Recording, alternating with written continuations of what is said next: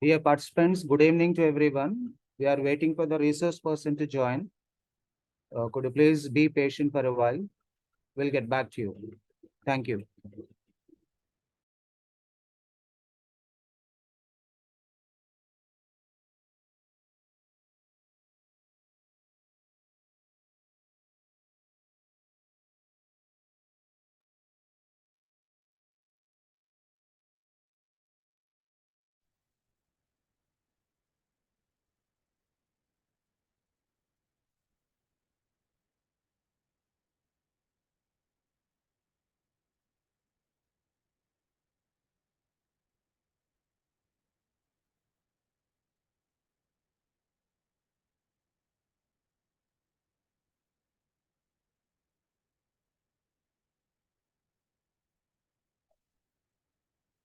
Vinithna ma'am, are you there? Yes, sir. Okay, ma'am. You can take the session as a moderator, ma'am. Thank you. Yes, sir. Sure.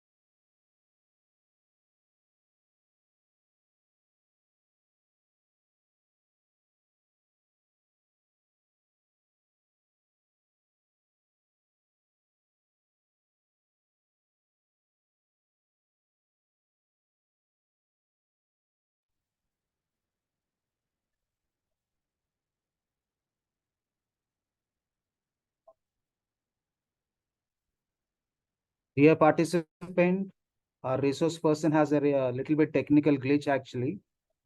Could you please wait for a while? He is going to join with us.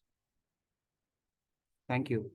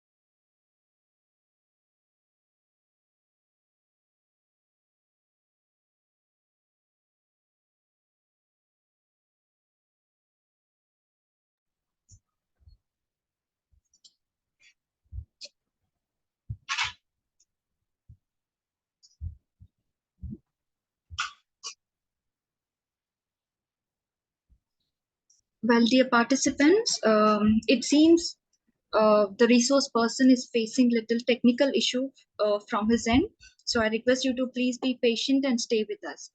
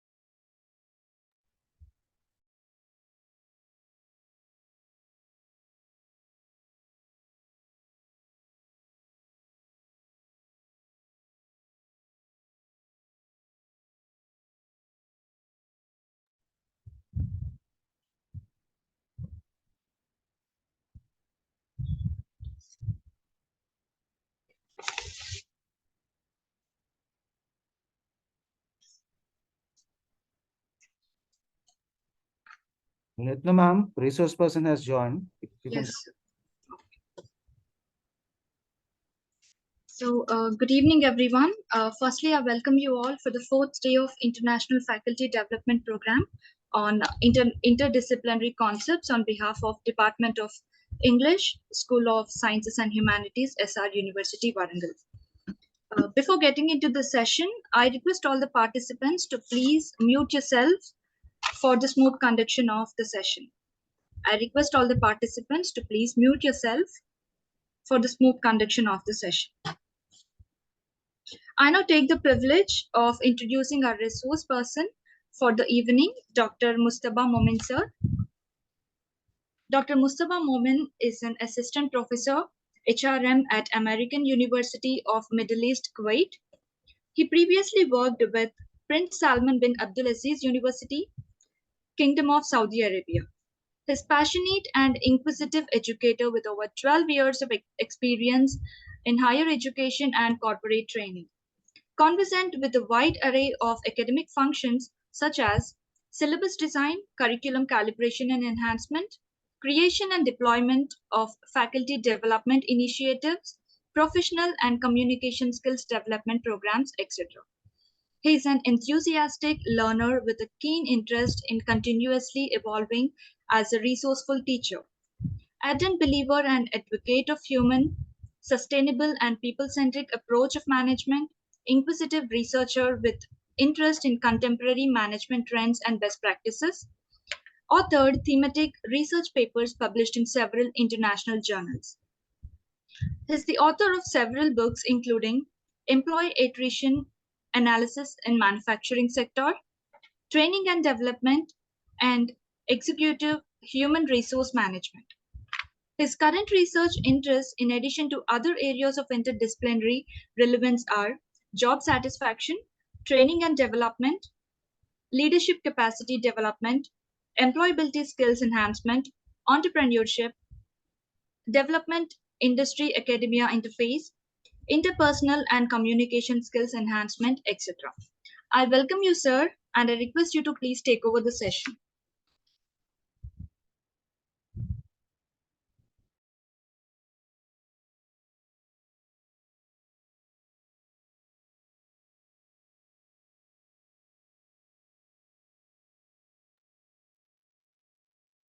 Thank you very much for this wonderful introduction. I want to confirm if you can hear me. Am I audible? And can you see me, please?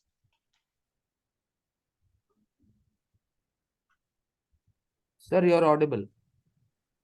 Please continue. Perfect. Let me please share my screen. Please, sir.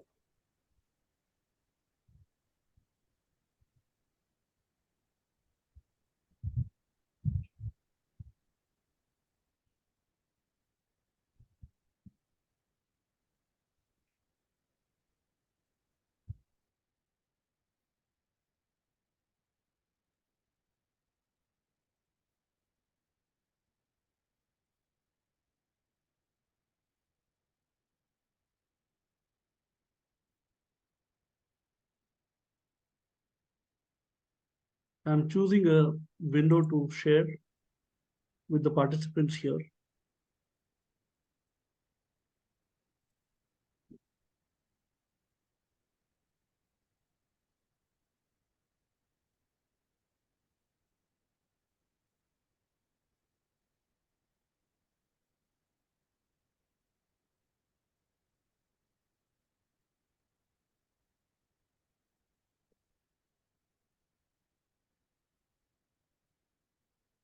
Can you please confirm if my screen is visible?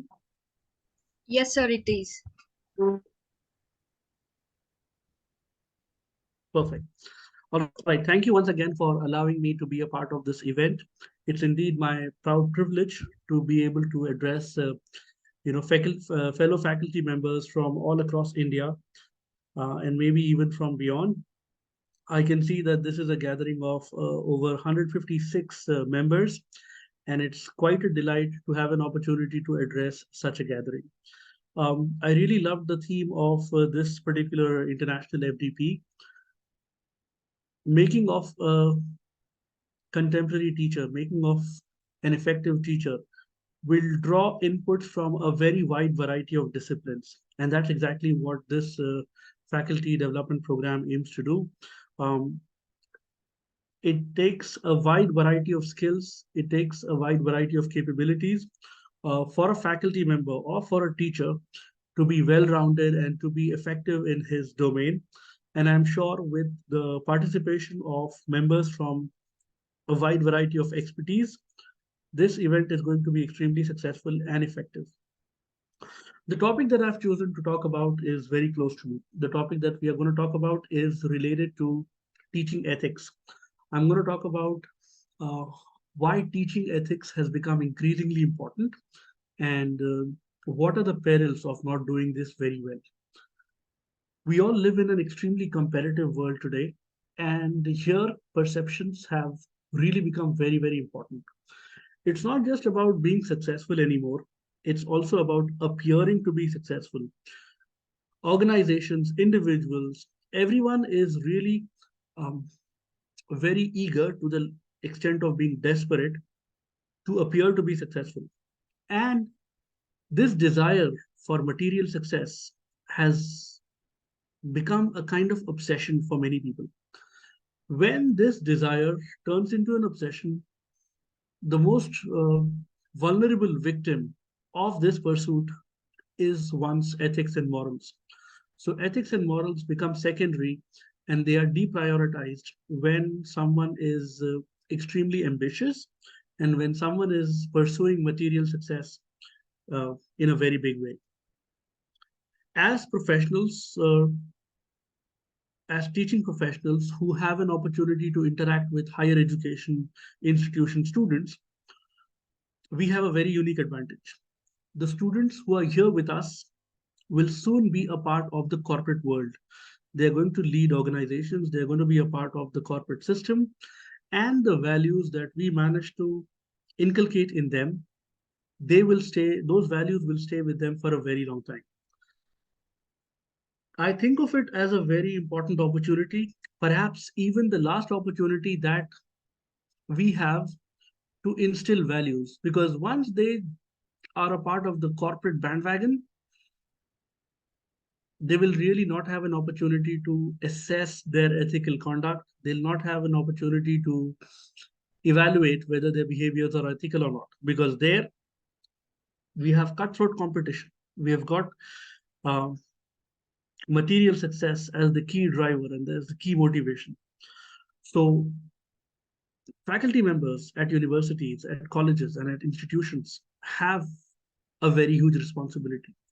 The kind of people we are sending into the corporate world, the kind of people we are sending into the workforce, entrepreneurs, employees, business owners of tomorrow, managers of tomorrow, decision makers of tomorrow, these people have to be extremely ethical. Because if they're not ethical, we will share the blame of what follows. We will share the blame of the consequences of their unethical actions. I think of it as a huge responsibility, and I think of it as a unique advantage as well. At the higher education level, we have students who are fairly mature. They know about the choices they are making, and they are also receptive. That means they are also in a learning mode. I believe this is a very opportune time to instill in them the importance, the significance of ethics, so that when they enter the work world, their decisions are ethical. And that will have a spiral effect on everything. There are so many factors that have glamorized material success. Today, material success is overvalued, it is overestimated. To appear as a failure is a huge failure. And that's exactly why businesses, why people are really desperate to get success at all costs. And sometimes that cost is also in the form of their ethics, the values that they have. I'm not saying that as teachers of higher education, we can do a lot. As they say, it takes a village to raise a child. Someone who's taking a 3-year program with us, or someone who's taking a 2-year master's program with us, we cannot undo the influence of parenting. We cannot undo the influence of their upbringing, the kind of childhood friends they've had, the kind of institutions they attended before they joined us, the kind of set of friends they had, the kind of teachers who taught them. They've all had an influence. And it's realistically not possible to undo all those influences and make them ethical. However, we still have a chance. We still have a chance to de-glamorize material success. And when material success is de-glamorized, ethics will automatically get prioritized. And that's exactly what the need of the hour is.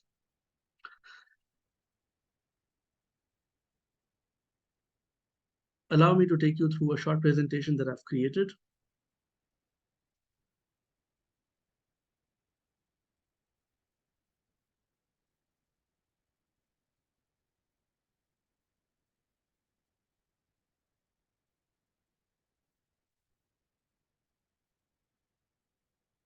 I think the convener was referring to my qualifications and my affiliation. This is what, perhaps she shared. I've been with the American University of Middle East, which is an affiliate of Purdue University, Indiana, since 2015. Before joining the AUM, I worked with Salman bin Abdulaziz University, and ethics and business law has been an area of my interest, has been an area of my research. Also because I have an LLM. I earned LLM from a Western Indian university. I've studied in Maharashtra all of my education, and my master's qualification was in the subject of law, which is what allows me to have this understanding of ethics and business law. Um, in this talk, I want to encourage all my fellow faculty members to think about how we can instill ethical behaviors through effective classroom communication. The way faculty members interact with their students in a class can leave a lasting impact. A faculty member or a teacher in a college classroom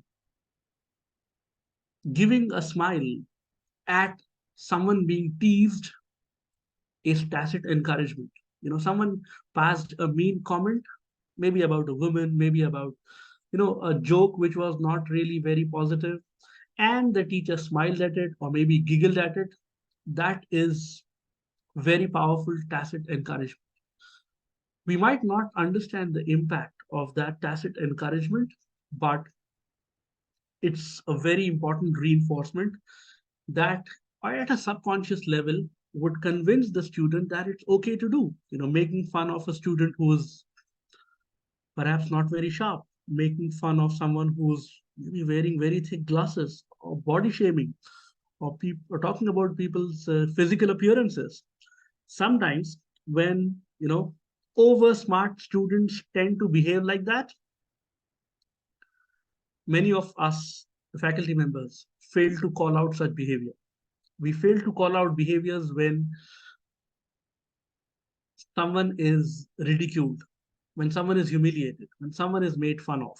And these tiny little things, they might appear to be very, very trivial, but these tiny little things leave a very important, very lasting impact on the student community, the person who was ridiculed, the person who is ridiculing them, and these influences are all a reflection of poor ethical behaviors.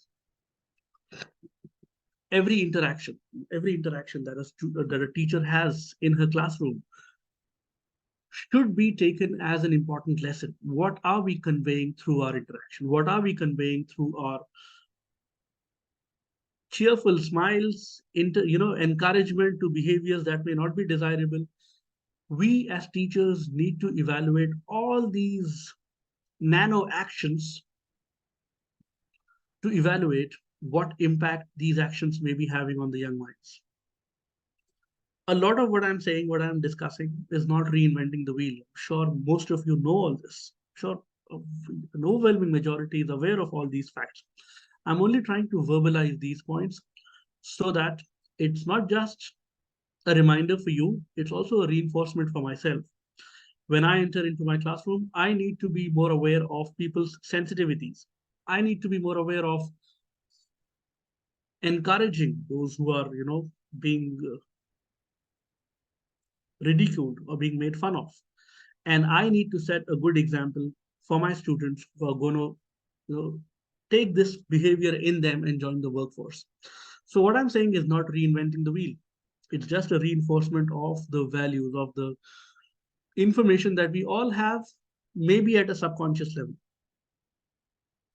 I would like to know a lot of your opinions. Being able to talk to a group of 184 faculty members is a unique opportunity, and I stand to gain so much from their perspectives. So in the chat box, or towards the end of the session, if you want to share any of your views with me, I'll be happy to hear them. Whatever I share is not going to be uniformly applicable in all scenarios. It's not going to be uniformly relevant to all scenarios.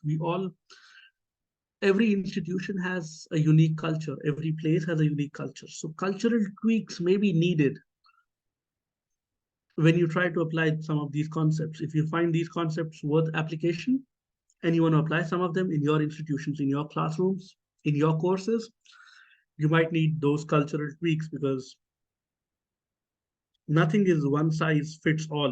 We always need to customize it. We also always need to tailor make these ideas and solutions to our individual classrooms, our learning environments. So here's something which I like to include in some of my discussions. This is a World Economic Forum report which talks about the most desirable skills, and we are noticing that the desirable skills are transitioning. It's not just the hard skills anymore. It's also about soft skills. I don't have to talk about, because this program, I'm sure, is being organized and attended by a lot of people from the English department. So I know you understand the importance of positive communication and so on. What I'm trying to include and emphasize on with including this point is the fact that it's not just the emphasis on hard skills which is going to be relevant moving forward, but also things such as positive communication, good leadership skills, authentic communication, business ethics, ethics while you negotiate, ethics while you manage your people when you are in management roles, emotional intelligence. All of these things are becoming increasingly important. And at the core of all this is the idea of ethics. Now, I'm sure most of you know about this. Laws and ethics are not the same. The word, laws are more rooted into positive law, which means following what the rules are. Just doing the bare minimum, doing just the bare minimum, not to stand out or not to get caught, just staying under the radar. However, ethics are based on the principles of natural law. The principles of natural law will always be on a higher pedestal compared to the principles of positive law. Positive law refers to following only what the rules are, not doing anything more, not doing anything less, doing just the bare minimum. Whereas ethical behaviors require us to go beyond just following the rules, just following the laws, and it requires us to go beyond and to fulfill our ethical obligations as well, and not just stop at following the rules.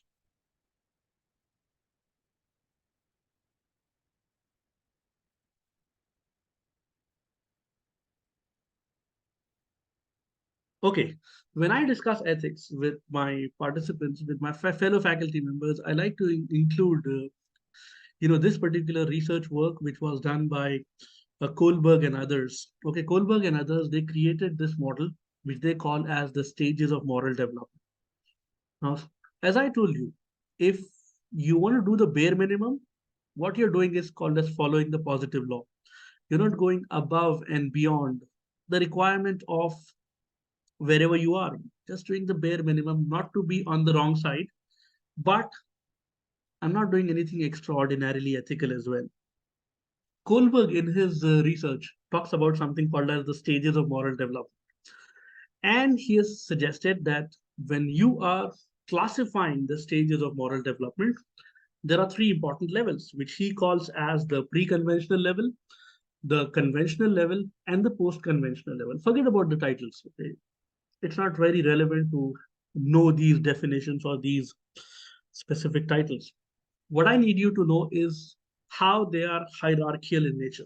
According to Kohlberg's work, if you're doing the bare minimum, if you're doing just what's right and you're being moral and you're being legal, out of the fear of being caught, I wish I could do something fun. I wish I could do something naughty, but I don't want to get caught.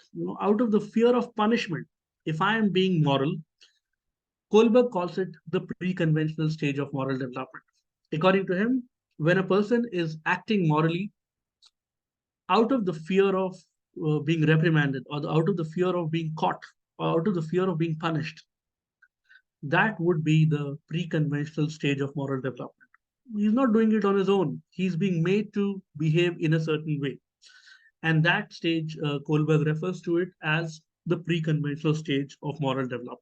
Whenever you see people who are behaving well out of the fear, I don't want to get caught. I don't want to stand out. I don't want to get punished. Such people, we can say, are at the pre-conventional stage of moral development, according to the Kohlberg's model. Then there's the second level, which he calls as the conventional level of moral development. And most of the people will be in this zone, the zone of conventional stage of moral development. According to Kohlberg, when people are behaving morally, not on their own, now not out of any fear, but out of the desire to please others. I'm the eldest brother in the family. My younger siblings look up to me. What will my parents think of it? When you are acting morally in order to fulfill the expectations of others, in order to live up to their expectations, that stage, Kohlberg says, is the conventional stage of moral development. And according to Kohlberg, the ideal situation is when we are at the post-conventional stage of moral development. And Kohlberg says that at the post-conventional stage of moral development, people behave ethically and morally, not out of any fear. They're not behaving ethically because they are scared of the punishment. They're not behaving morally because they want to please others, or they want to fulfill or live up to the expectations that others have of them, not to please anyone. But people at the post-conventional stage of moral development, they are principled by default, which means it is their inner voice that mandates their ethical behavior, that tells them, I'm not afraid of anyone. I don't want to please anyone, but I want to be ethical because of my own inner voice, maybe because of my own ethical choice. No one is forcing me. So have a look at point number 6 here. I'm not going to take you through the entire thing because I know you're very smart and this is quite self-explanatory. I need you to read point number 6 here, which says, The principal stage or the post-conventional stage of moral development is one in which someone follows the self-chosen ethical principles, even if that might go against them, even if that might cause them some kind of loss, but they would still do it because that's the right thing to do. And this, Kohlberg says, is the post-conventional stage of moral development. As teachers in higher educational institutions, our goal must be to elevate the level of moral development of our students. If we have a bunch of students who may be at stage one, our goal must be to propel and make them enter into, stage two, the conventional stage. If they are at the conventional stage, our goal as teachers must be to make sure that they are, leveling up. They're going to the next level, the principal stage. We live in very unusual times. Movies, the politics around us, social media, all of these things have really glamorized the bad behaviors. It's the cool thing to do. If there is a shrewd politician who is maybe acting unethically, they're glamorized and they are praised as the Chanakya. If there is a actor or a character in a movie that's playing a negative role, they are hailed and they are even treated as role models, glamorizing, eulogizing, and making role models out of unethical people, unethical behaviors has led to the rotting of our society. We are now living in a society where bad behaviors are glamorized. Bad behaviors are hailed. Wow, what a move, what a masterstroke, or what a unethical behaviors in general are hailed, and that's exactly what leads to the dominoes effect. You know, and it leads to an effect which does not stop at any point. People, is that the cool thing to do? I'm going to do the same, and this leads to the crumbling, the collapse of ethical, framework within the society. As teachers, we have a very huge responsibility. We need to de-glamorize all this nasty, unethical behavior. We need to call it out. We don't have to, you know, accept, respect, hail, or role model unethical behaviors. We need to make sure that we are encouraging the more ethical behaviors, regardless of whether they appear to be, you know, failing behaviors, regardless of the outcomes. The focus must also be, we are so obsessed with the ends that we are ready to accept anything as the means. And that's where the problem lies. The problem lies in us being okay with, as long as we are getting the job done, everything is fine. They say everything is fair in love and war. We have made everything fair as long as the results are favorable. And that is something which really deserves re-questioning. We really need to re-question it. And we really need to fix it. If we find it to be on the wrong side, we have to take all actions to fix it, because it might just appear to be a harmless smile, but that will be encouragement to someone who passed a rude comment, someone who's making fun, someone who's ridiculing. And that ridicule, that harassment will leave an indelible mark on the victim. Someone being made fun of for their background, someone being made fun of for their eating habits, someone being made fun of for their skin color. This is going to, it might not reflect immediately, but this will create in them a lasting trauma, which will make them defensive in their behaviors. And when you're defensive, you're not giving your 100%. And it can impair their life psychologically without even them noticing it. Call it childhood trauma, youth trauma, any kind of lasting influence which will impair their personality. which will make them, I don't think they're going to like me. Uh, you know, people today are so obsessed with even the tiniest thing. People being, there's something called as BDD, body dysmorphic disorder. Please Google it. It's really very interesting. Body dysmorphic disorder. What happens in this is people are over conscious, obsessively conscious about their appearance. Am I too fat? Am I too dark? How's my teeth? Is my nose all right? And this obsession has reached a level of mental illness. You know what? If we dig deep into ourselves, we all have some or the other mental illness. Not that we never had it before, we always had it, but now we have the awareness to call it out. Oh, we don't like to talk about how our parents have been, how we were raised, but come on, they did their best. But was that perfect? No, they did not have awareness. And all of that leaves us with, levels and layers of subconscious trauma.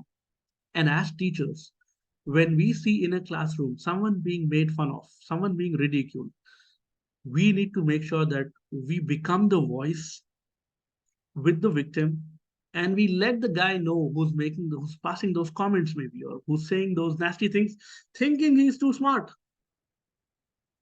We need to redefine smartness for them.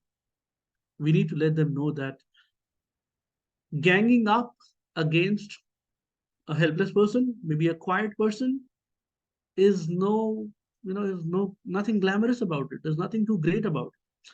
And as teachers, because once your students leave the campuses, they join the corporate world, they'll join the corporate world with the values that we give them. They might join the corporate world evaluating people by their appearances, by the phones they have, very shallow ways of evaluating each other. And that's exactly what will, create unhealthy competition. People competing for looking better, people competing for doing better at all costs. That's where the problem is, at all costs, the cost of ethics too. Our goal is to recognize our goal as a teacher is to recognize the importance of ethics. And this is the last chance. Even if your students go on to do a PhD program, they're not going to sit in a classroom listening to you. This is our last chance to get them sit in one place and learn the important lessons of life. Is it on time? No, it's late, but better late than never. It is conditioning from so many different influences that we need to set right. And before we are able to do that to our students, it's extremely important that we question our own values. Where do we stand? What am I doing? Am I just too obsessed and impressed with material success? Oh, regardless of how they did it, wow, wonderful result. Nope. Our focus must not just be on the ends, because once we are focused only on the ends, the means get compromised. The methods are ignored. And when methods are ignored, they can leave, you know, they actually are leading to a complete collapse of ethical behavior. We are normalizing bad behaviors. This is how it happens, isn't it? We have normalized so many unwelcome behaviors. We have normalized so many unethical attributes. And this has to stop somewhere. Think of teaching like a parenting job, you know. This is our last chance to fix their values. And if we don't make use of this last opportunity, perhaps we might not get this opportunity again. And all the ills of the society, we will share a blame for that. We will have, we cannot get rid of our responsibility towards what's going wrong. When I talk about ethics and sustainability, I like to include this image in my talks, which is about not just what we are getting, focusing on what we are giving to the world. I'm sure, as many of you are teachers and researchers, you might be very aware of the UN SDGs and the important emphasis they are laying on sustainable development. To me, it's an extension of ethical behaviors. When you care about the environment, when you care about the society, when you care about people who are marginalized, people who are victims, that is what is going to lead to a sustainable world. Now let's look at some of the typical unethical behaviors. What are the common typical unethical actions? There can be an endless list of unethical actions, but the most common ones that I could list are simply lying. You know, in negotiation, there's something called as comparative bargaining. When you're when you're bargaining to buy something, or when you're bargaining to sell something, the use of very aggressive tactics to do that, even that is ridden with unethical behaviors and unethical talks. You know, for some professions, we have absolutely normalized this. For example, if there's a real estate agent, he or maybe a used car sales agent, someone who's selling used cars, it's become almost normal for people to expect they're going to say those lies. Those tiny little lies are okay. For many professions, we have normalized. For lawyers, I'm sorry to say, I belong to the same fraternity. A lot of people think, and I contest that lawyers are liars. They have to lie a lot because of their profession. These things have been said and heard so many times that it has made us numb. Lawyers, liars, same thing. What's the difference? Doesn't matter. And because such attributes, such uh, name calling is normalized, people don't get affected or offended anymore. Bluffing, people who bluff about their achievements, people who bluff about their accomplishments, it could be mentioning an inaccurate claim in your CV, or it could be faking some experience. All of these behaviors would be examples of bluffing. Falsification, when you're trying to explicitly say things that are not true, that would be example of falsification. And when we are falsifying information, we are setting up ourselves for failures in the long term. And we all know this. I'm sure we all know this. But we need to remember this, remind ourselves, and instill these values among our students as well. Deception, when you're just omitting, things that may be inconvenient truths are being omitted. That is what we mean by omission. Okay, some interesting facts when because ethics and business law is my research area as well. These are some interesting facts related to ethics that have been confirmed through a number of researchers. The first one is people who engage in a negotiation with strangers, they are more likely to use unethical behaviors. It's a one-time deal. I'm not going to see that person. Give me a minute, please.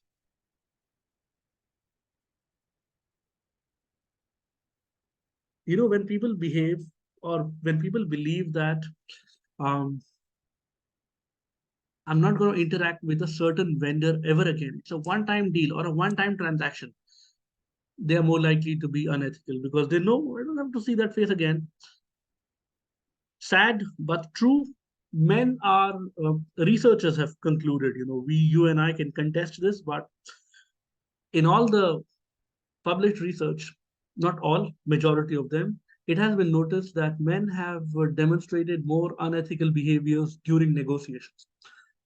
Women tend to have a stronger moral compass. They tend to have a stronger moral compass, which puts them in a very good position to instill these values in their children, in their students, anyone that they are guiding and mentoring. People who are inclined towards their religious beliefs, they are found to be, according to the reported and published researchers, they're found to be more ethical. They're God fearing. Look, there are two different things. One is to really be religious, and two is to pretend to be religious. We're not talking about people who are pretending to be religious for, I don't know, political gains for whatever reasons, but people who are genuinely religious, inclined towards spirituality, most of the researchers have concluded that they tend to behave more ethically.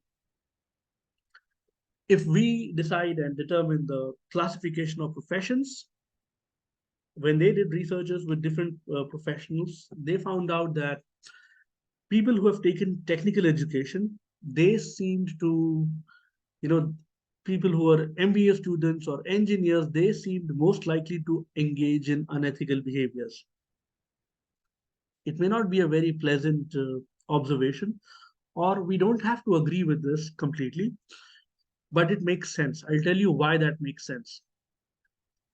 People who are taking a technical course are usually the ones who are more ambitious. Why am I doing an engineering course, or why am I doing an MBA course? I've heard a lot about the, you know, multi-crore salary structures in IIMs and IITs. People who are obsessively ambitious, they tend to prioritize material success, packages, which brand are you going to work for? Are you going on site? You're going to go stay in India? All of these factors. When a person is extremely ambitious, they are likely to be more flexible with their ethics. Flexible here means they're likely to be, I'm okay with anything as long as I get the results. And this is something that we need to be more watchful about. This is something we need to be more careful about. This is something I can't agree more with. I'm trying to say that I really agree with this a lot.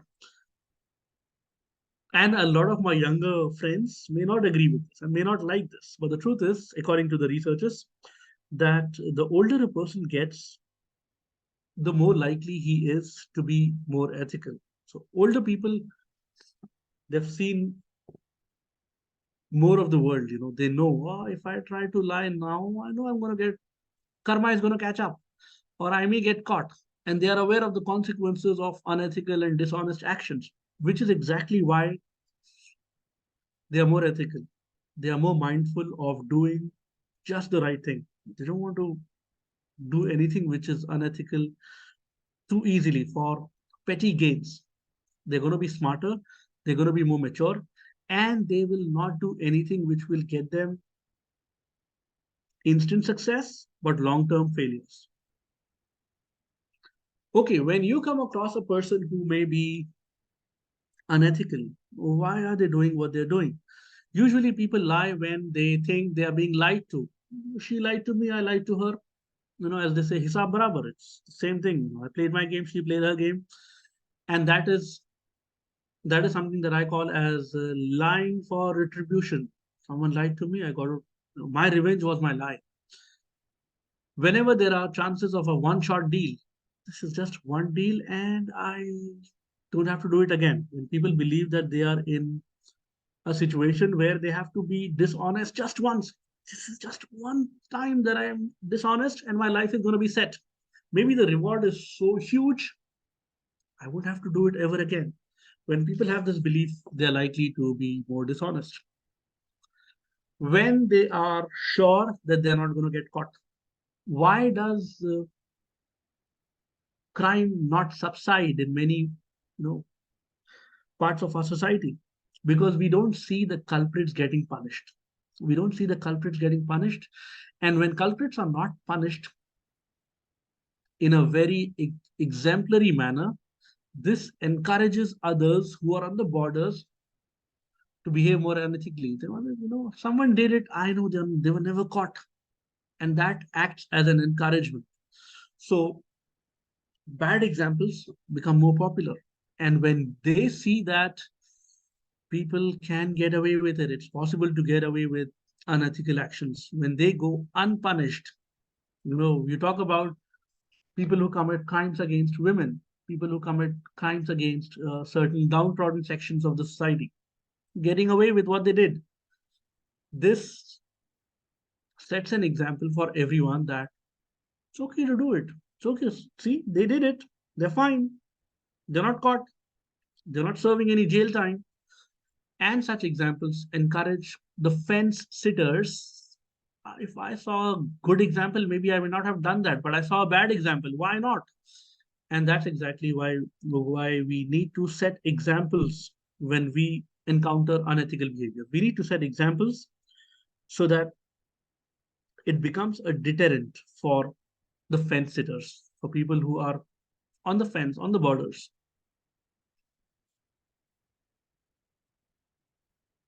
It's important to know what self perceptions people have when they are behaving unethically. People think that they are behaving ethically even when they are doing something unethical. They think that's what they did to me, and my actions are in retribution. Illusion of superiority. People who tend to have superiority complex, we are different, we are higher, we are better. And such superiority complex can make it easy for them to compromise on ethics. It makes it easy for them to behave more unethically. Illusion of control.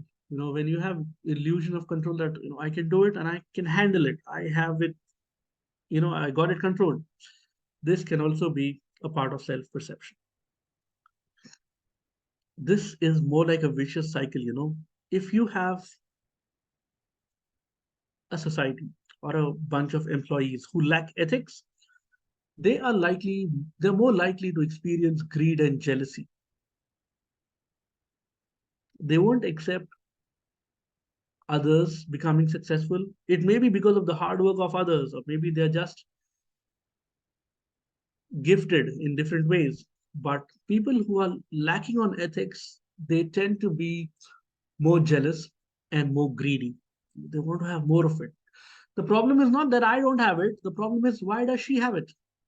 And that's exactly what jealousy is all about. Jealousy is something which will further, aggravate their choices. It's a negative feeling which will make you accept unethical behaviors as acceptable. I saw her doing so well, whichever way she was doing, and that can lead to bad choices and a disastrous life overall.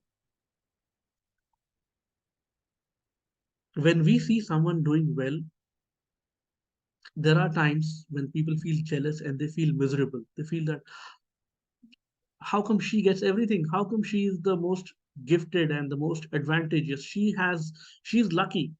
All of those external locus of control reasons that they would give. But everything in the world is a demographic coincidence. I did not choose to be born as a man. A woman did not choose to be born as a woman. A person did not choose her faith when she was born, her nationality. No one chose. Everything is a demographic coincidence. I could have been born in a sub-Saharan African poor nation which is struck with starvation and famine. I could have been born in a rich European country, but this is what it is. And to have more ethical behaviors, we need to have this sense of acceptance. I am where I am, and I got to do the best within my resources, within my context, and within my area of existence. I like the quote that Roosevelt once said, and he talked about educating people. To educate a person in mind and not in morals is to educate a menace for the society. The atrocities that took place after the Second World War, those weapons, those destructive ways, they were not created by illiterate people. Talk about the gas chambers in Germany, talk about the mass murder programs against certain minorities in Europe in Second World War. That was not orchestrated by illiterate people. That was done by engineers. That was done by scientists who invented those weapons, who produced those weapons. Education is not a guarantee of moral behavior. That's what I want to tell you. And I'm sure you know this. To educate a person only in his mental capacities, only to give them the worldly knowledge of science and technology and how things work without cultivating ethics within them, Teddy says is almost like creating a menace for the society, because these people who do not have ethics have the knowledge of the scientific know-how. They will make decisions regardless of what is right and wrong, and their decisions are going to be extremely effective. Why? Because they are well trained, they are well educated. Education is not a guarantee of ethical behaviors. As teachers, as mentors for the next generation, it is our responsibility. It's our responsibility to make sure that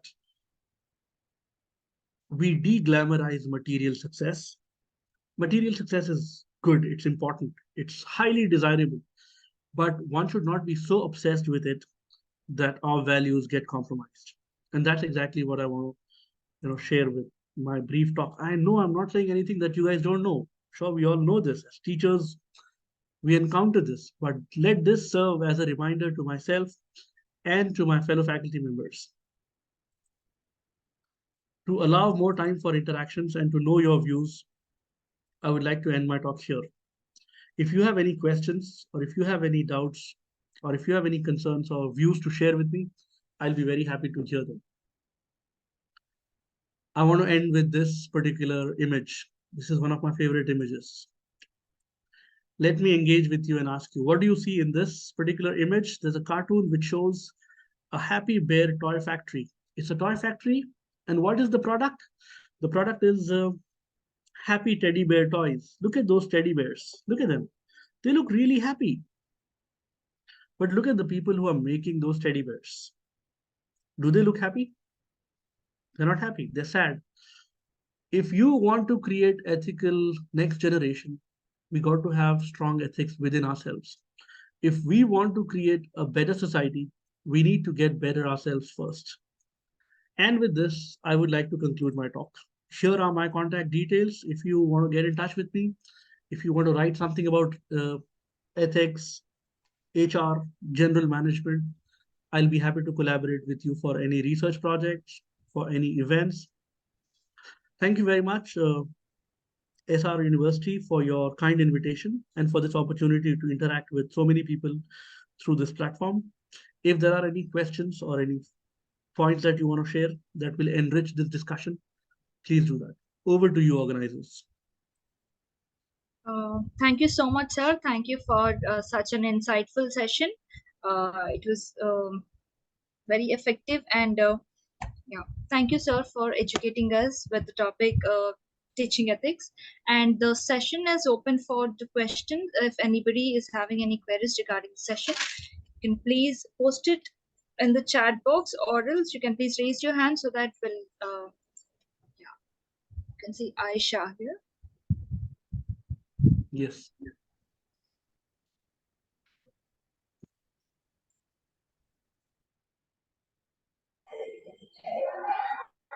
Yes, Aisha, you can go on. Yeah. Good evening, sir. Good Good evening, evening, you're sir. audible. Please go on. Thank you, sir. Thank you for the session. There's a question, sir, like even I am dealing with higher education, teaching undergraduates, but usually there is a doubt in the mind, like people say inculcating values is only at the early stages, primary or middle. Can we really change the student at higher level? That's the question. Well, it's, I'm not going to say that we can undo all the influences that a person may have had through their parenting, through their early schooling, through their high school. It's not possible to undo all the influences during a 3-year program or a 2-year master's program. I'm aware of this limitation. But what I'm trying to emphasize is the fact that this is the last organized opportunity that we have. And I believe that if teachers are doing it in an effective way, in a way in which they are able to relate with the students, if it strikes a chord with them, then there is a chance that we can make a small difference. There are no absolutes. There is no guarantee that it's going to happen. You're going to make a huge difference. You're going to transform a person. Absolutely no guarantees. But as teachers, this is the last opportunity we have. When students are sitting in a class, we get a chance to engage with them. There is no absolutely, certain answer. Yes, we can do that. But what I'm trying to say is that we should make an effort. And if it is done in a way that strikes a chord with the students, this will have an impact. The problem is material success is over glamorized, excessively glamorized. People are obsessed with material success. They are completely disregarding the means. As I told you in a few examples, there may be some politicians who are doing shady things in politics, maybe buying MLAs and MPs and stuff like that, breaking away parties and disrupting politics, and then they are hailed as the Chanakya. I'm not taking any names. I don't want it to be political, but you have those elements that are glamorized. That's where the problem begins. We need to de-glamorize material success. Just not the results that matter, it's also the means that you choose. And in the higher education, we have at least some opportunity to make that difference. Does that seem to make sense? Yes, sir. Thank you. Like one more small question. This is academic, but can in at personal levels also, sir? Can we really bring a change in people or make a transformation in them at the age of maybe 40s and 50s? I think yes. I think yes. I'm not saying that the person will completely transform, but even if we are able to make them question their tendencies, their propensity, you see, there is not going to be a perfect, desirable outcome. But even if we are able to achieve a certain percentage in that regard, I think that will be a success. Just because it's not going to happen completely, let's not do it, is not the way ahead. Even if it may not happen completely, we still need to make an effort so that even partially, one person who was a fence sitter, maybe they were unsure about what's right, what's wrong. Are you able to pull them to the right side? That is our success. We have to be realistic about our expectations.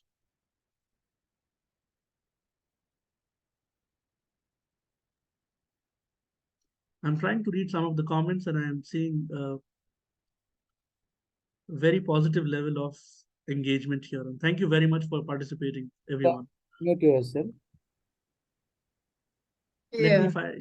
Let me see if I can find some questions and points to elaborate and expand. I have a question. Please go ahead. Hi, Dr. Mustafa. It was a nice lecture from you. I appreciate it. But yes, as you said, and yeah, we are seeing all those, what all you said. I was, while you were delivering, I was, the flashback was coming from, for me, like how the, professional egos play a vital role in the educational institutions. And apart from that, the students, the learners, I tell you, they face a lot of pressure because of these egos.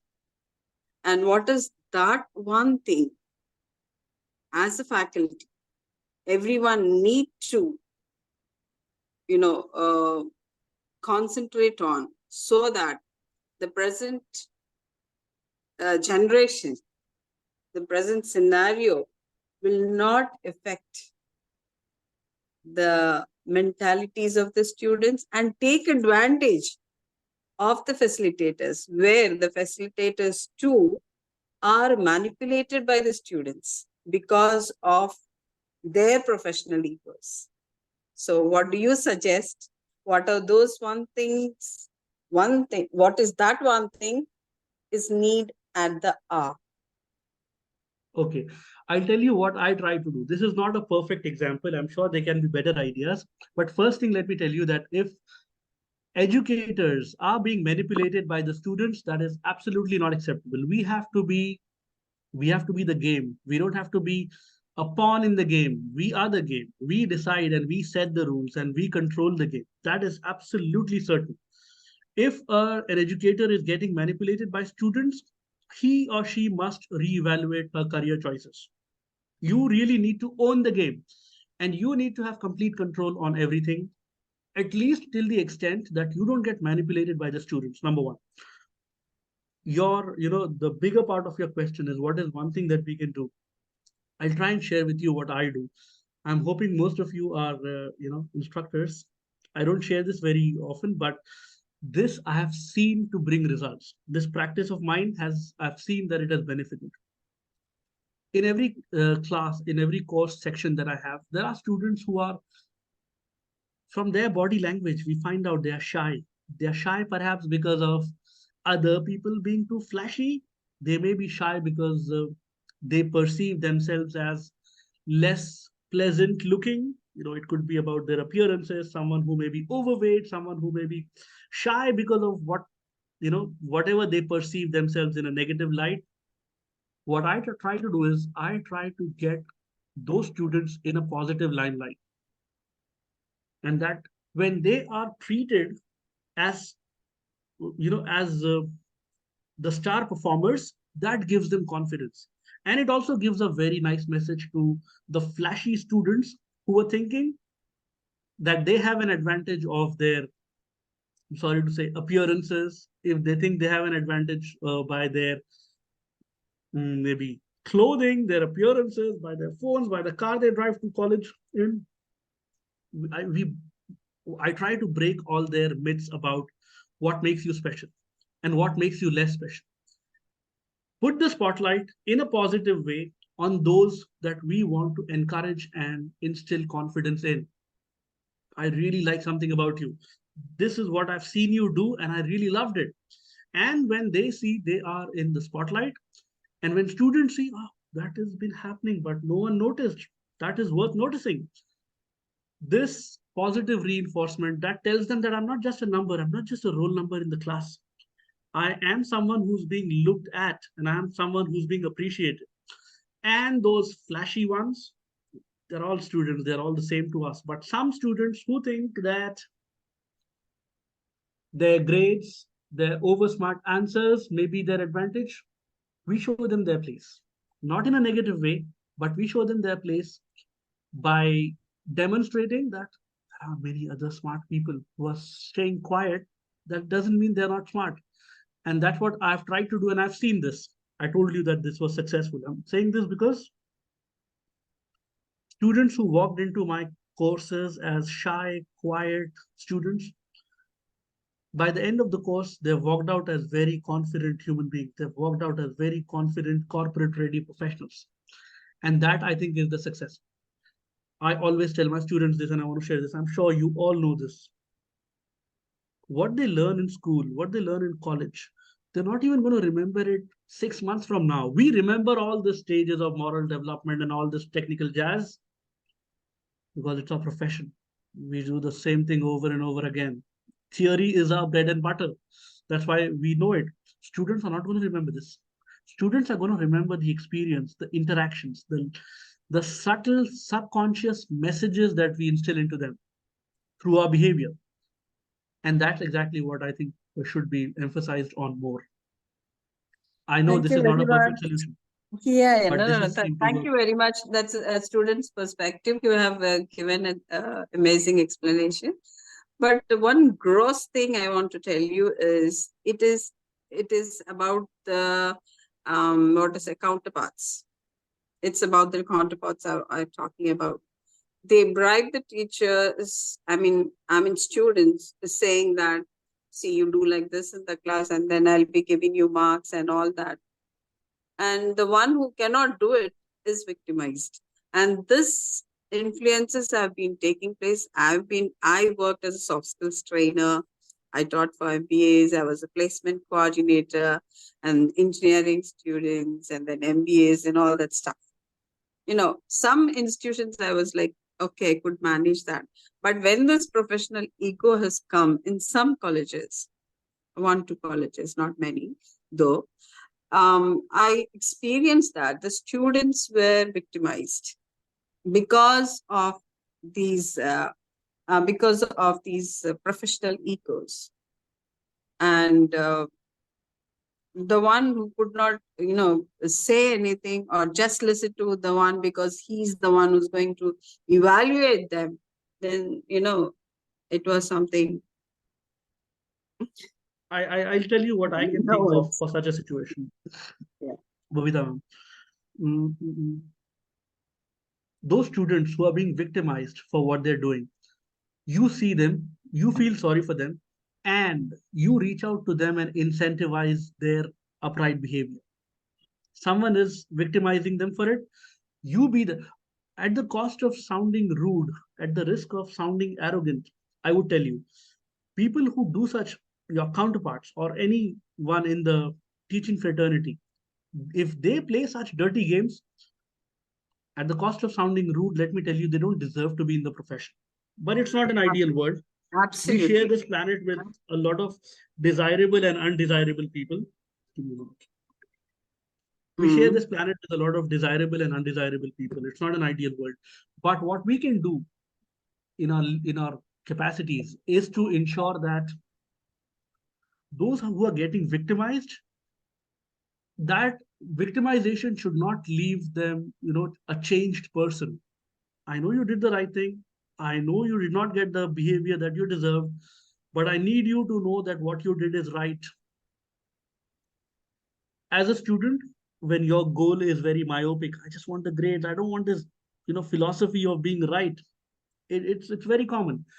But when you look into their eyes and tell them what you did is going to help you, because grades, I promise they're going to forget in a few months. Subject matter, theories, all of that stuff, they're going to forget in a few months. Not all of them are going to be teachers like you and I, but this reinforcement that positive behaviors are positive behaviors regardless of the consequences, this is what is going to stay with them. Yeah. Ideally, it's not, the world we desire for, but we have what we have. It is what it is. See, I have an opinion. Please I share. would like to share with you, definitely.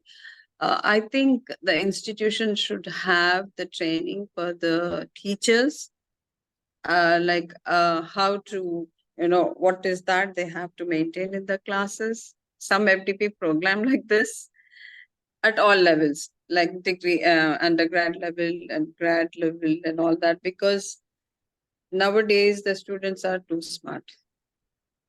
Absolutely. And if we want the proper respect for us, and either ways, likewise, okay, for us and for them too. So these training classes are also very important, I think, sir. Absolutely. And that's exactly why I am here to contribute some of my opinions. I'm not reinventing the wheel. I know everyone knows about this. I'm just trying to verbalize it, maybe share ideas like you are sharing some of your ideas. I'm sharing some of mine to see if we can make even a tiny little difference to our learning environments. That will be great. Absolutely. Thank you so Thank you much. for your contribution. Thank you very much for your Dr. contribution. Mustafa, nice talking to you.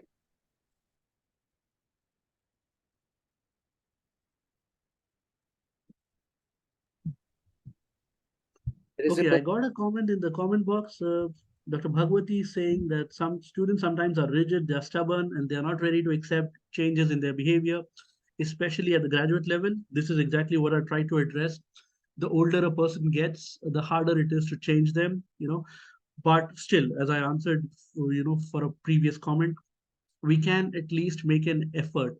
And if we do it in a way that strikes a chord with them, at any age, if I have one soft point, if that is touched, that can have a significant change in my behavior. I'm not saying I'm going to transform as a person, but as smart 21st century teachers, we should be on the lookout. How can I trigger that instinct in my student, which will help them make better choices? There's a comment about professional rivalry and envy. Oh my God, don't even get me started. The toxic research rewarding culture in our institutions today is, I don't even have words for that. There are many institutions wherein there is a very toxic kind of competition for publishing, for appearing to be more scientific. There are teachers who are hiding behind the excuse of, I'm a researcher, I'm more into research. They're hiding behind this facade of research to camouflage their ineffectiveness. This has to be called out too. Good, you're a researcher, fine, very good. But you also need to be a transformative teacher, and programs like these can play a small role in that.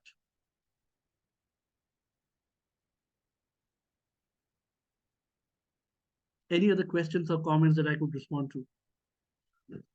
There is a person with the title 1+. Your name is not visible. Would you like to speak?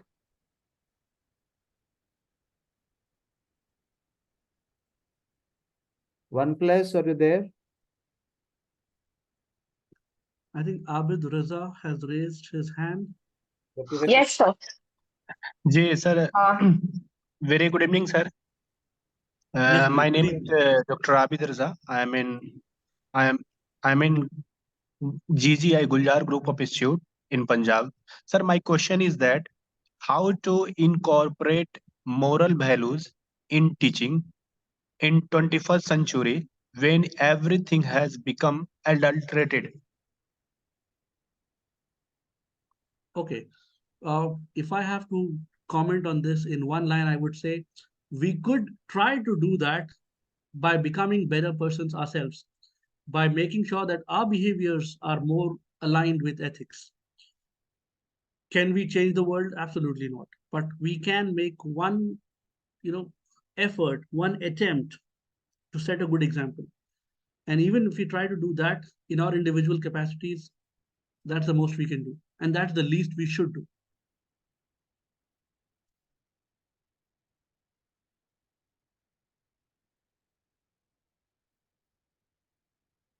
Thank you for your question, Dr. Abid. I shared my comment. I'm not sure if it's very agreeable, but it is what it is. This is what I think Good personally. evening, sir. Good evening. Yeah, I'm Sarita.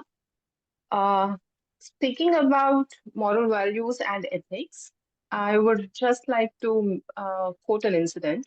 As in, I've recently joined a college and I have taken up 2 units from English. I taught general English in the class, and I had taken up 2 units in a rush. And after my sincere delivery, sincere efforts, uh, at the end of the session, the students come up and ask me for important questions. I feel this is where inculcating moral values and demonstrating your ethical behavior for your students should be like, this is the time. I would like to comment that probably their previous teacher must have been helping them with important questions. And I do empathize with my colleagues as well who are working in this educational system, wherein they are also quite pressurized with quite much of admin work. And ultimately, what my point is, when I'm delivering sincerely what I'm supposed to do, and ultimately end up not giving the important questions, I mean, in their perception, in the students' perception, I am a teacher who is not helping them. How do you deal with these kind of situations? This was quite a bit playing on my mind. Of course, when students try to compare you with other teachers who might have been more helpful to them, I have such situations also. There are students who tell me, there's a professor in another course, he does this, he does that. And Yes, my sir. answer to such queries is this: every course is different, every professor is different. There is no university mandated rule which tells me that I have to do it.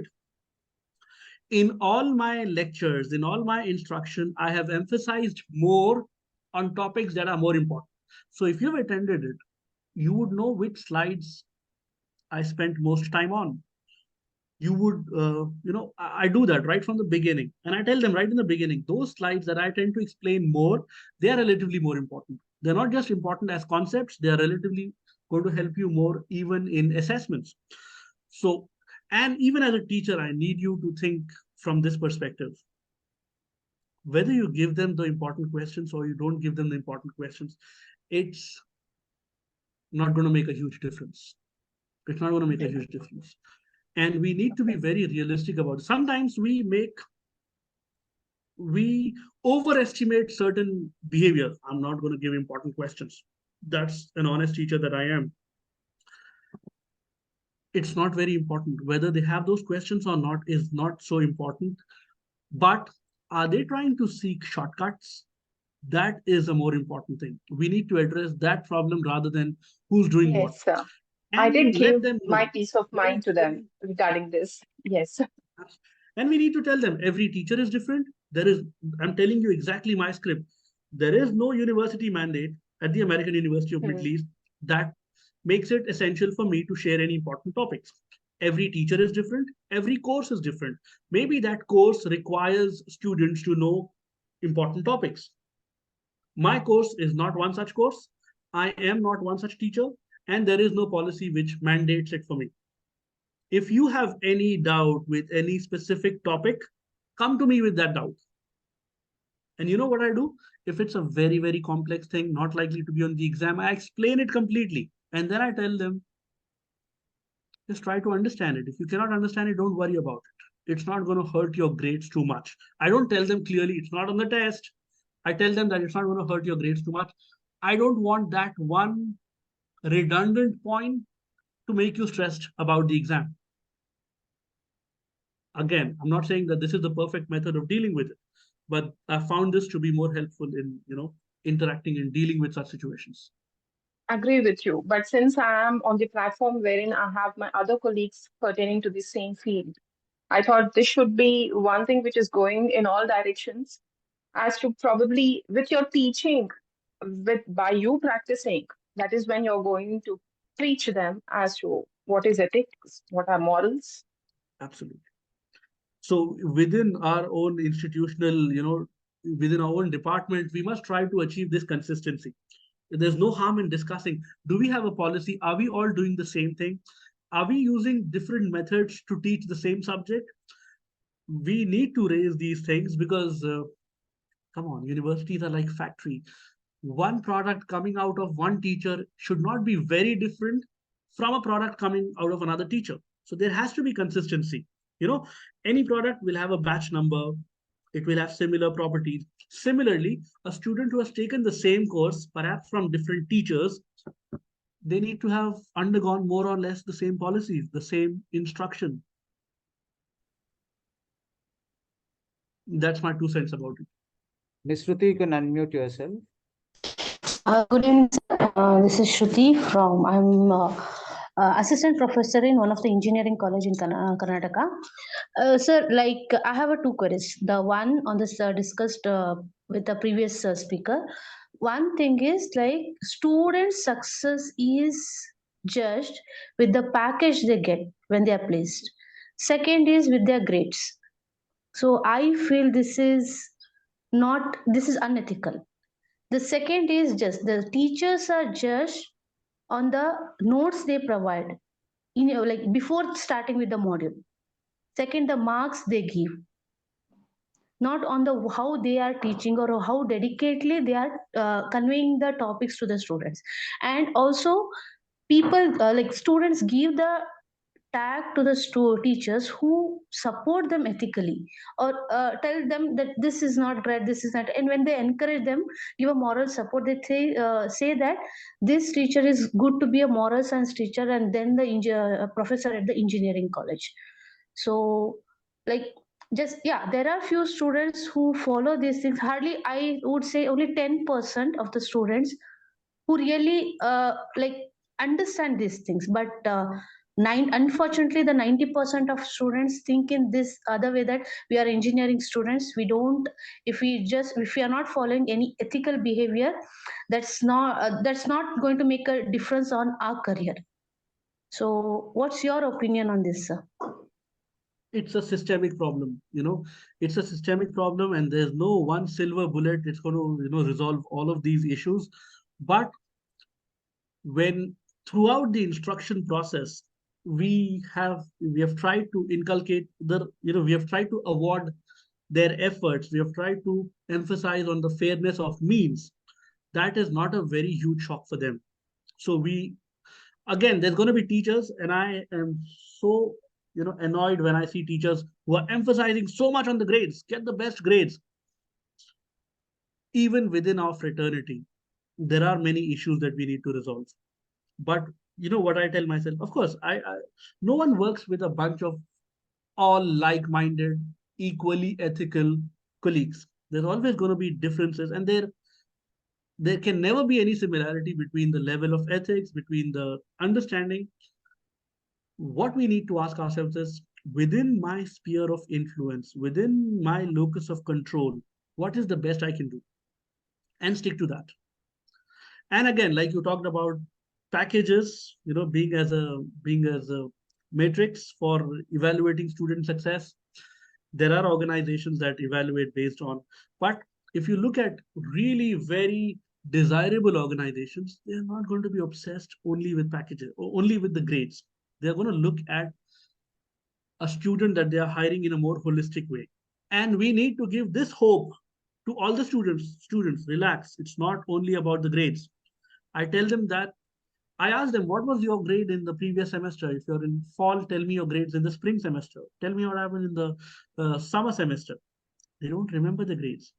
And when they fail to remember their own grades, about which they were going crazy, they know it wasn't a big deal. Ah, I was so obsessed with it. And look, now I don't even know that. Exactly. The grades that you're obsessing over now, in 3 months, you're not even going to remember that. And when we provide these reminders to them, we take small steps towards de-glamorizing the grades obsession. Is this the silver bullet ideal solution? Nope. But this is the best we can do within our own ecosystem. That's what I think.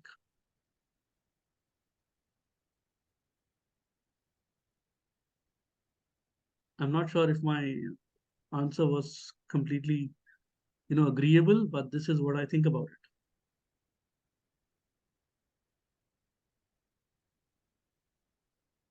I'm trying to look at the chat box to see if there are any other comments that I could address. And in the meantime, if there are any other questions, please feel free to share them with me. I can see that Pramod Gudla has raised his hand. If you would want to speak now, please.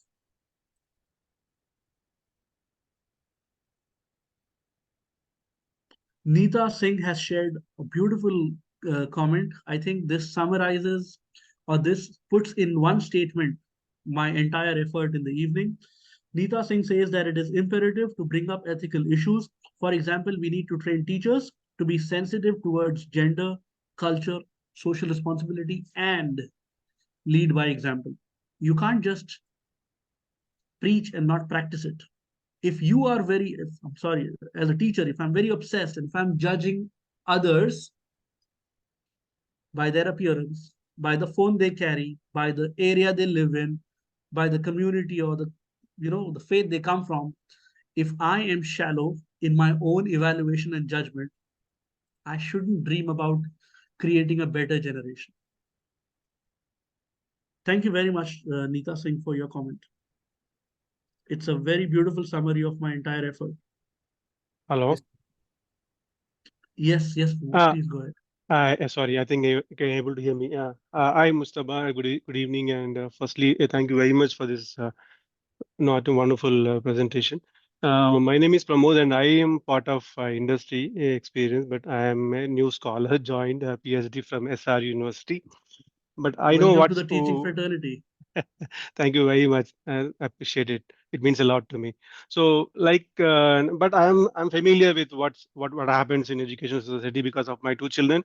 So they are two part of my engineering institutions, and I'm aware a little bit what keep happens with educational fraternity. And yes, very soon maybe I would also wanted to be part of that. So that's the main agenda of going for PhD. But one thing I wanted to just check with you, Mustafa, yeah, we keep hearing, right? Institution in a college, we have 25 faculties. So definitely all would not be on the same page, right? And few of them would be very sincere. And, as they follow the ethics, everything they wanted to give the 100% to their students, they struggle. I know every institution has couple of professors, faculties who keep on striving themselves to give the best to their children. And some of them, as per their limitations, they would do their job. So in that way, what happens is that the students does not get the common core there. So uniform way of getting the knowledge would very much lack there, because they say, one lecturer says, you just study the important questions and just clear it out. And some of the faculties will say, no, you need to get the concept. Some of them would say, you just study 1 week, you will get cleared out. So there are differences in the way how we preach to the students.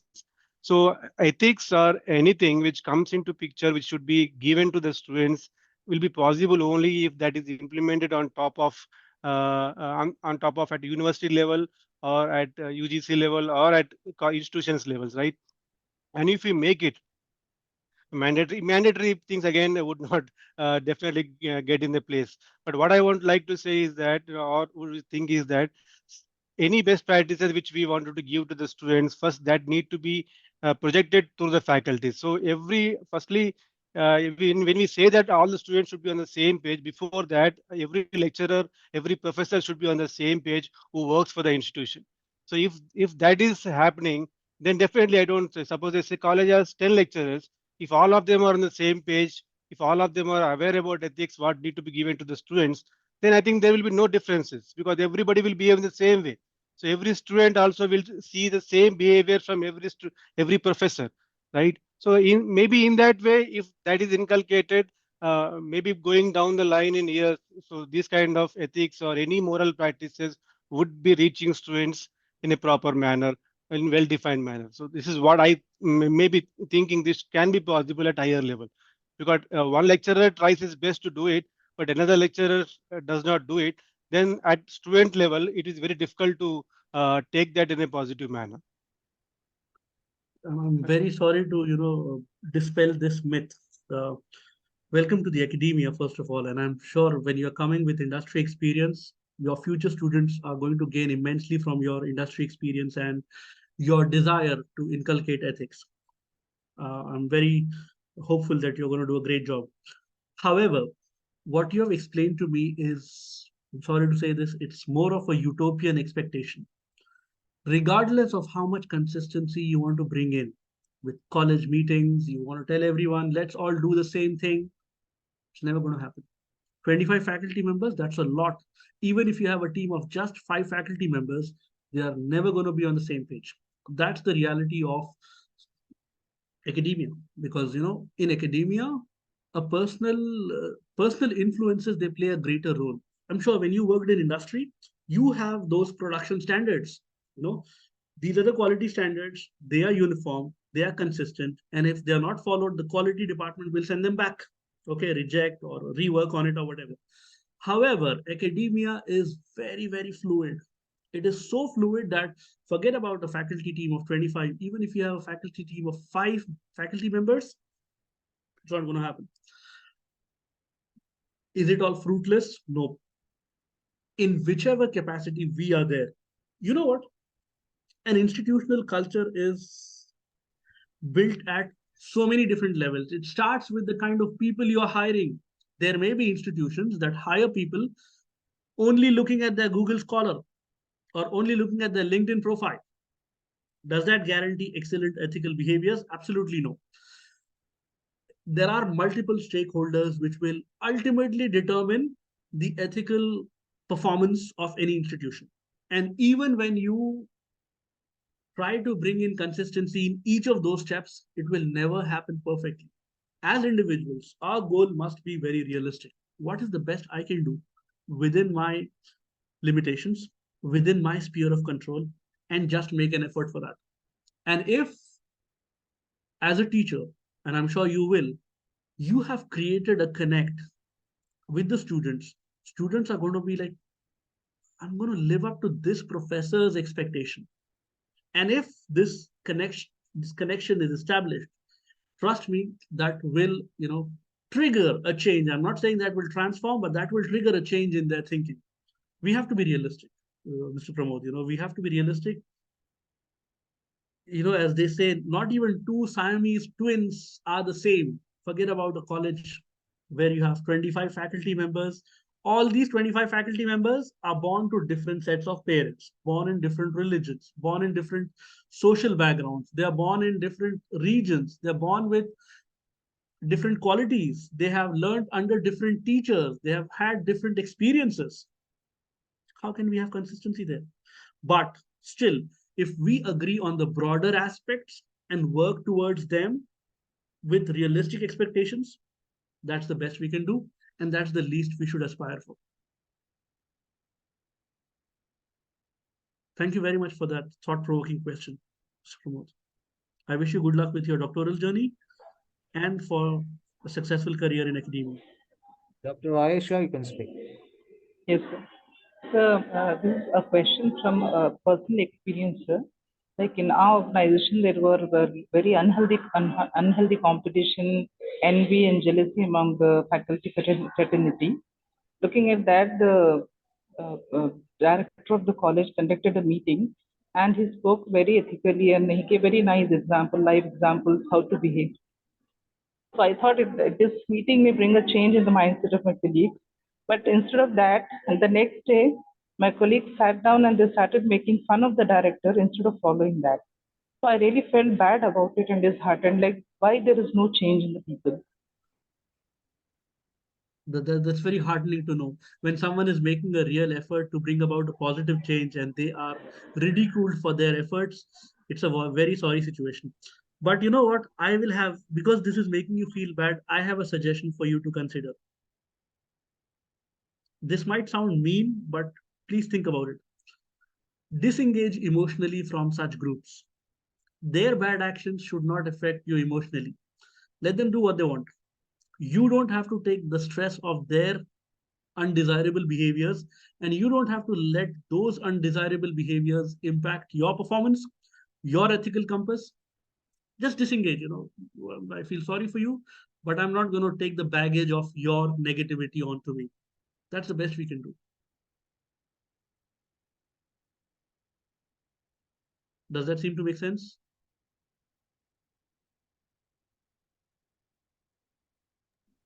Yes, sir. Thank you, sir. Thank you.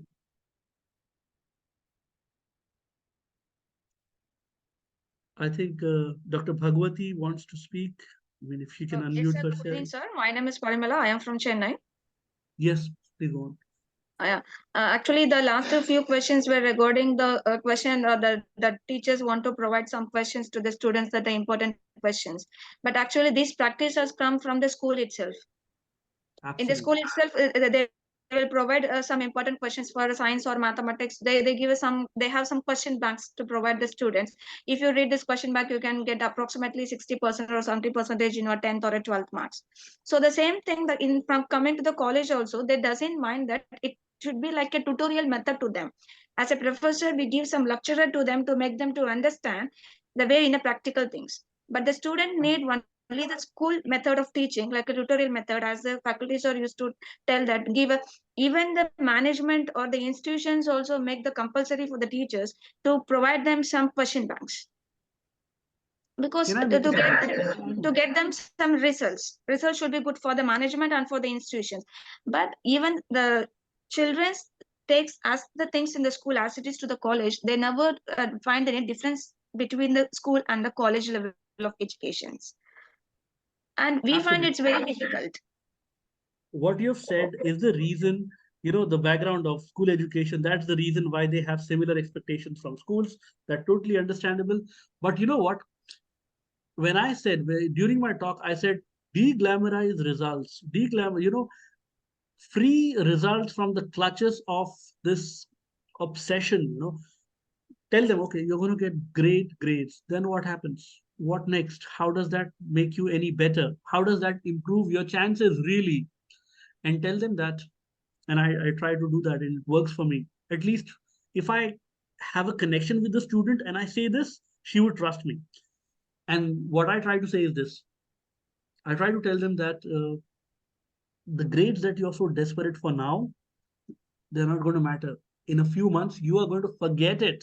And as I told you, I asked them, what did you score in spring semester? What did you score in the fall semester? They don't remember. They don't remember because they don't matter. And this realization has to be rubbed into their face again and again. Do not worry about grades. Don't be obsessed about them.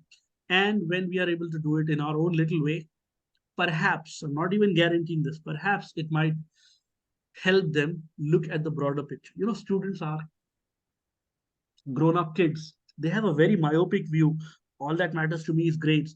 That is what I can brag. Give them more things to brag. Tell them there's more to brag than just grades, good behaviors, how kind you are, how well you're behaving, how confident you are. And all of these things, when they realize the importance of other things, the obsession with grades will reduce. Is that guaranteed? No. But that's the only thing we can do to, perhaps give them a better picture. Thank you, sir. Thank you Thank for you the very much. explanation. Thank you Thank very you. much. Dr. Bhagavati, you can unmute yourself. Good evening, sir. Good evening. Thank you. Hi, sir. Thank you so much for the enlightening session on ethical values. What you said is right as far as the students and teachers' ethical values are concerned. But I want to know how the colleges have to maintain these ethical values as far as treating all the faculty on equal basis. But because I have seen some of the managements with which I have worked, humiliating the faculty for not having higher degrees or the uh, publications or the research. They humiliate in front of other faculty, and how it has to be corrected, how these managements or colleges have to be ethically corrected. What has to be done, I don't know, but because I have At the seen the humiliation that is faced by my colleagues for not having higher degree or expected number of research publications, they are insulted, they are abused, they are totally like tormented like anything with words and actions and gestures. So how this has to be corrected? I just want to know. Okay. At the risk of sounding pessimist, I'm going to tell you, do not try to correct the management. You cannot correct them. We just cannot do anything about it. However, as faculty members or as victims of such discrimination, as victims of being looked down at because of poor publication or because of any other reason, we need to become indifferent. Yeah, my publication is not good. So what? If it starts impacting us less, then they'll understand the fruitlessness of those taunts. They'll understand the fruitlessness of that discrimination. We need to get a thicker skin. We need to make them feel that you're trying, but it's not affecting you. And it should really not affect you. Trust me on this.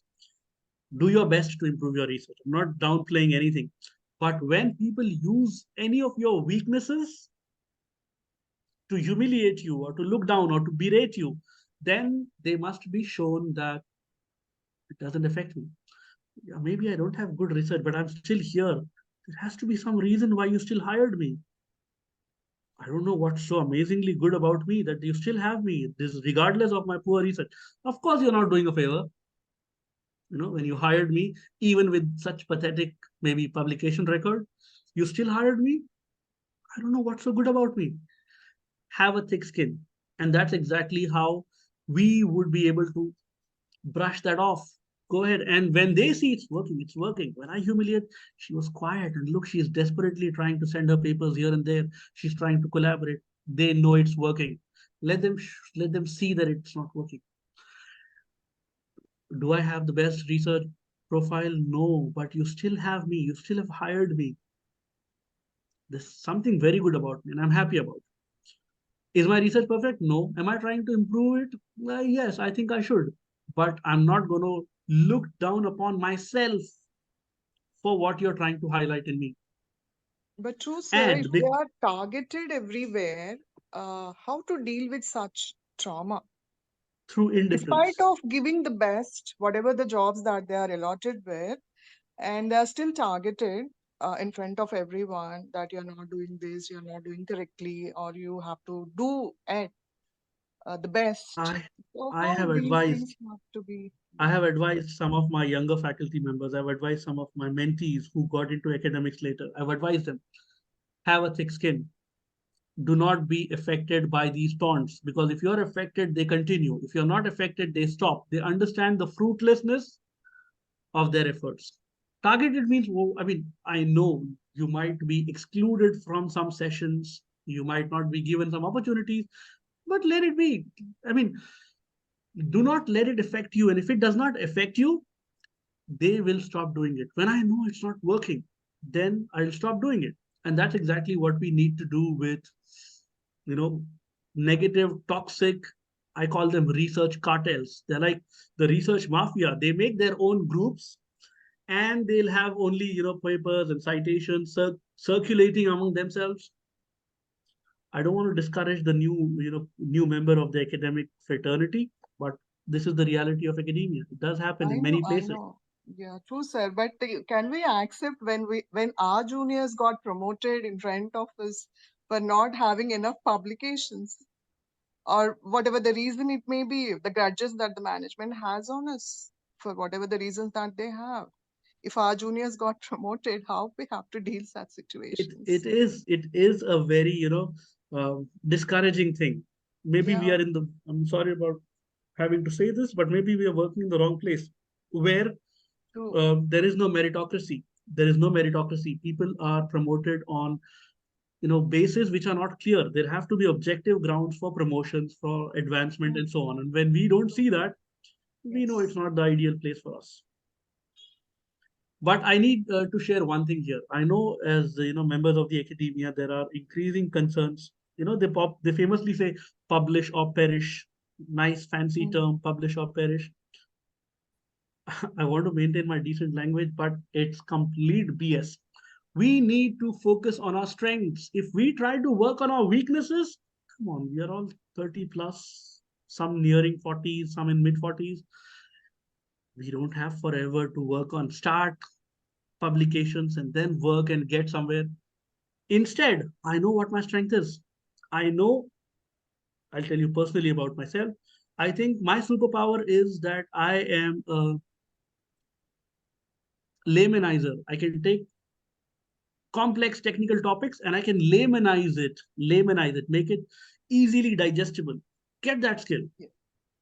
exploit that skill, harness that skill. Everyone doesn't have to be a researcher. Come on, who are we kidding? These researchers, I'm an editor, I'm a reviewer for several journals. Please don't hate me for saying and saying it explicitly, but a lot of these things are not read by anyone. No one reads this. Even if you're doing a review of literature, people read the abstract, people read the conclusion. That's it. I'm not saying Yeah. this is ideal. I'm not supporting this. But the thing is, whatever we have overrated, we need to moderate that. My strength is different. And trust me, when we leverage our strengths, the energy that we are trying to put in fixing our weaknesses, put that energy in strengthening our already established strengths and see the magic. I've seen it. I've seen people do that. I've seen people realize, oh, I was going to waste my time fixing something which would not be helpful at this age. I would rather work and improve and build upon my strengths and take it where they take me. And that I think is a good way to deal with this. I'm Thank not you. saying that this is an ideal solution. This is the best we can do. Thank you, sir. Thank you so much. Thank you, Dr. Bhagat. Dr. Hari Babu. Yeah. Hello, Dr. Mustafa. Thank you so much for your positive vibe that you have generated here. And in fact, I am very lucky to have been taking the part of this workshop. And in fact, you have delivered a wonderful lecture. And in fact, my straight question is about dharma is believed to be intact. As part of the ethics, we need to actually practice dharma. Dharma, I mean, when you take the epic poem or epic work of Ramayana or Mahabharata in our Indian context, where Rama has started believing in Sita, that she has to come back from the what do you call taking fire and proving her innocence or proving her truthfulness. So dharma by then is dharma, and the same dharma is not to be believed as dharma today. So it has got its own definition changed. So in terms of ethics, do we have that similar kind of topsy-turvy situation is coming? Do you really Thank feel you. that? Do you really feel that kind of a toughness is coming towards the ethical behavior today? What is your take on that, sir? What do you mean by toughness in ethical behavior?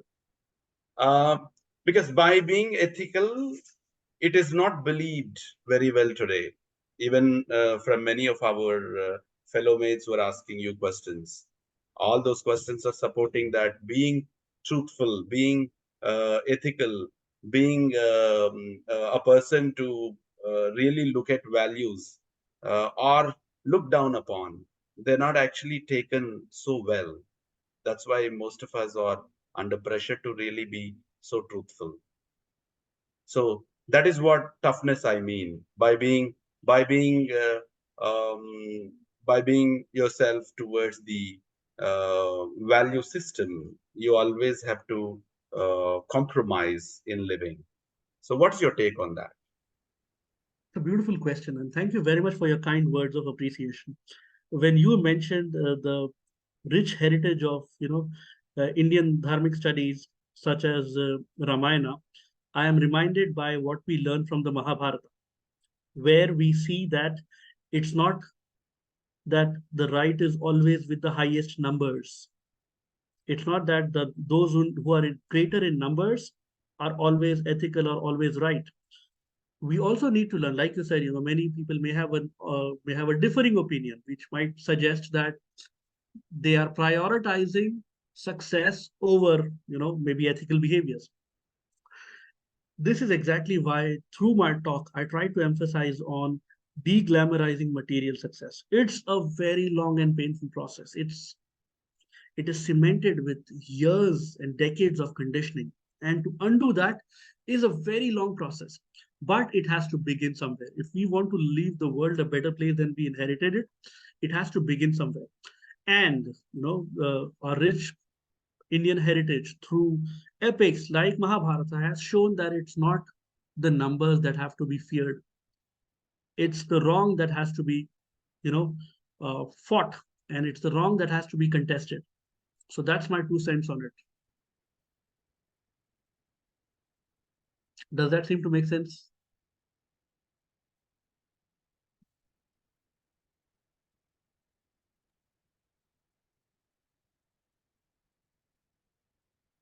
Were you able to hear my response? Does that seem to make sense, Principal?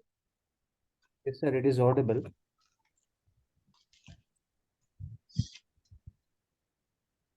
Vinitra ma'am? Dr. Hari, if you think, or do you think this seems to make sense?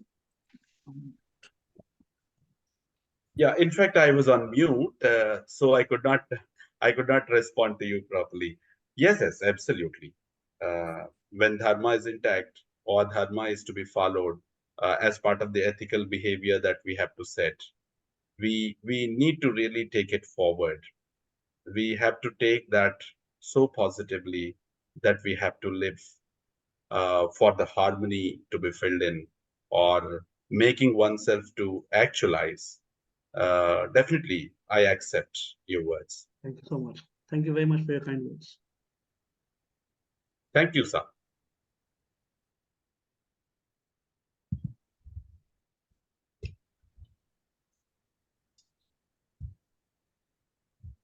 So as there are no other queries, with this we have come to an end of the session for today. Once again, I thank you, sir, for your valuable time. On behalf of the Vice Chancellor of SR University, Dr. Deepak Garg, Dean, School of Sciences and Humanities, Head and Faculty of English Department of SR University. Thank you, sir. Thank you so much. Thank you so much for your time. Before this session concludes, I would like to tender an apology. I'm very sorry for the delay. This was, Thursday is the weekend here in Kuwait, and I really had to rush and join this session. I'm very sorry for making some of you wait for the session No, to sir. start. But the Thank you very session much is for worth the wait, sir. It is worth the wait, sir. Thank you so much. Thanks a lot indeed. Thanks for your kind words.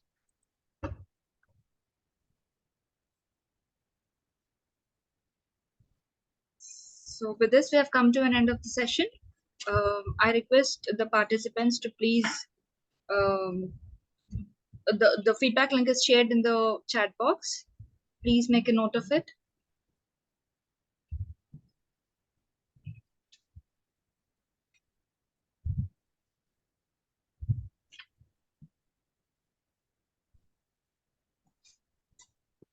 And there may be some comments or there may be some questions which I did not respond to. I have shared my contact information in the screen. If you would like to get in touch with me, maybe we can exchange some ideas and insights. Please feel free to do that. I'm very eager to collaborate and work closely together with our academic fraternity. Thank you very much, SRU University, for this opportunity, and I wish you good luck with the remaining sessions. Thank you. Thank you, sir. Thank you so much.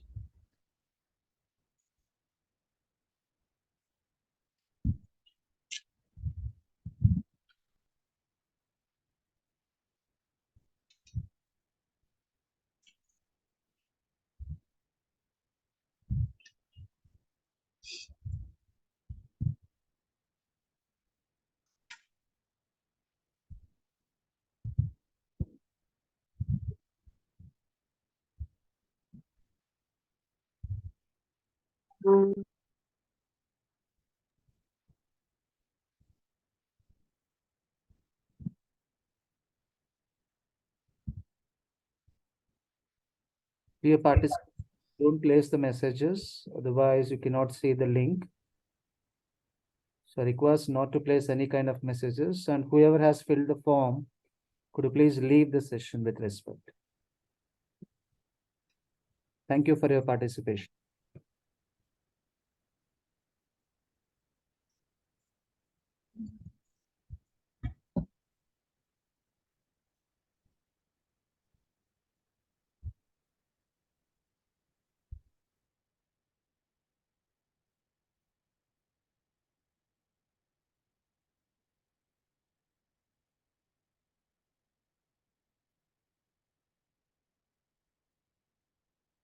I request all of you to fill the form, and after that, could you please leave the session so that we can understand you have completed by filling?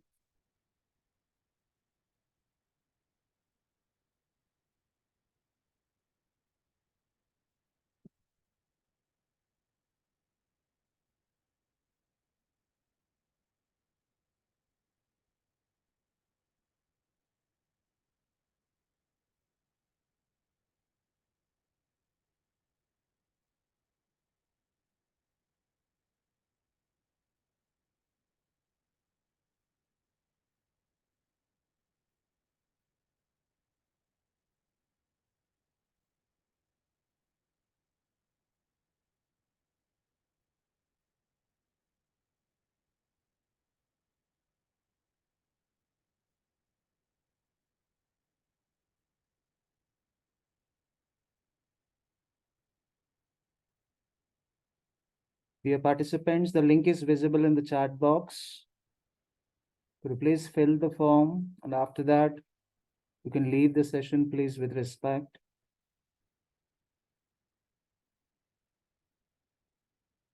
Thank you, Ms. Lakshmi, for appreciating the session.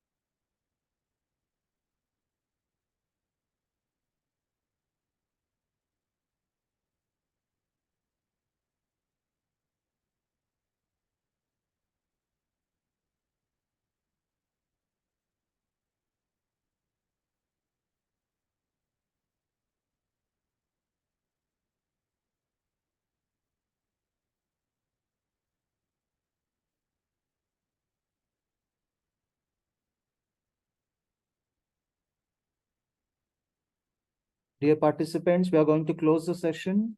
Hope you have done the task. Shall I? If you have any issue, could you please raise the hand?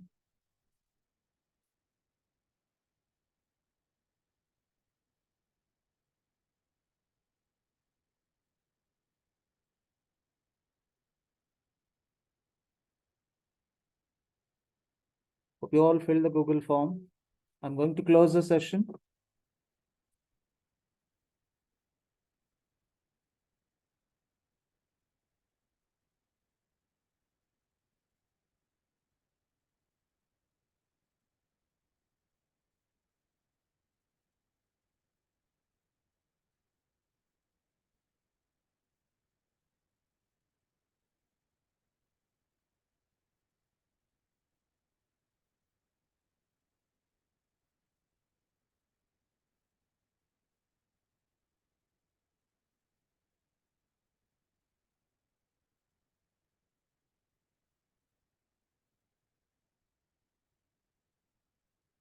Participants, I'm going to close the session. See you in tomorrow's session.